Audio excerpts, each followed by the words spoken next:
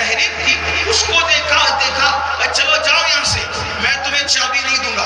ارے بابا تو نے یہ وعدہ کیا کہ تو چابی دے گا اور تو انکار کرتا ہے۔ کہا میں جو اپنی کتاب میں نشانی دیکھتا ہوں وہ اس کے اندر نہیں پاتا جو تمہارا امیر ہے، وہ نہیں، میں نہیں دوں گا، تم لوگ چابی کے حقدار نہیں ہو، جو حلیہ میری کتاب میں لکھا ہے میں اسی کو چابی دوں گا۔ وہ خالد ابن ولید بہت ہوشیار آدمی تھے، کہا بابا ذرا پڑھ تو صحیح وہ کیا نشانی ہے؟ تو کہا یہ بندہ جو ہے یہ میانہ قد کا ہے، میری کتاب میں لکھا ہے اس کا قد لمبا ہوگا، پھر اس کے گال ابھرے ہوئے ہیں، میری کتاب میں لکھا ہے اس کے گال ابھرے ہوئے نہیں ہوں گے بلکہ برابر ہوں گے، اور اس کا رنگ جو ہے وہ گندمی ہے، اس کا رنگ جو میری کتاب میں لکھا ہے وہ سرخ ہوگا، اس کی داڑھی جو ہے وہ تراش خراش کے حساب سے اعتدال پہ ہے، اس کی داڑھی لمبی ہوگی، اس کا جو تہمن ہوگا وہ ٹخنے کے اوپر ہوگا، وہ بولتا جاتا تھا خالد مسکراتے جاتے تھے، وہ بولتا جاتا تھا خالد مسکراتے جاتے تھے۔ لوگوں نے کہا خالد کیوں مسکرا رہے ہو؟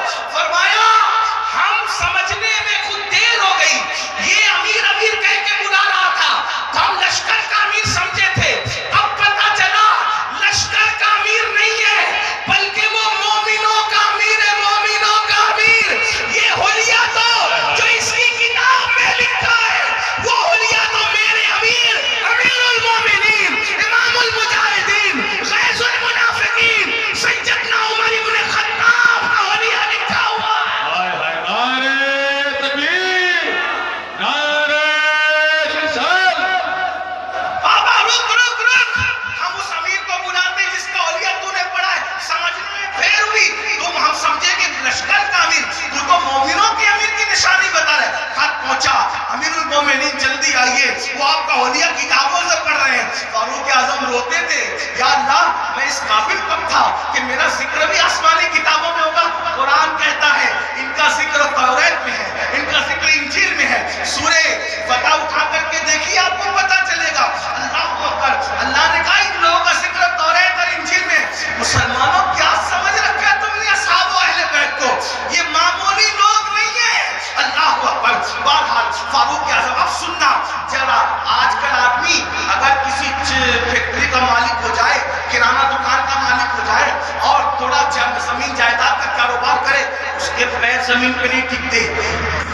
اللہ اکبر، لاکھوں مربع میل زمین پر تین بر اعظموں پر حکومت کرنے والا امیر المومنین بیت المقدس جانے کی تیاری کر رہا ہے، ایک ملک سے دوسرا ملک، بتائیں دوسرا ڈریس بھی نہیں پاس، دوسرے کپڑے بھی نہیں پاس، یاد کپڑے تو کپڑے، دوسری سواری بھی نہیں ہے، اور اکیلے سفر کرنے سے اللہ کے رسول نے منع کیا ہے۔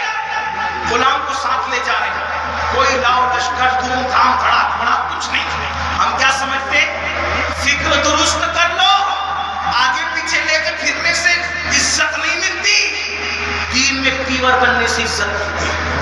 امیر المومنین فاروق اعظم فکر کیا دے رہے ہیں؟ میرے بھائی آج کل کسی لڑکے کے بنا اگر وہ گنڈا گردی کرے، چار چھ عقیدت مند ہو جائے تو وہ بھی چائے پینے اکیلا نہیں جاتا، اپنی توحید سمجھتا کے لیے۔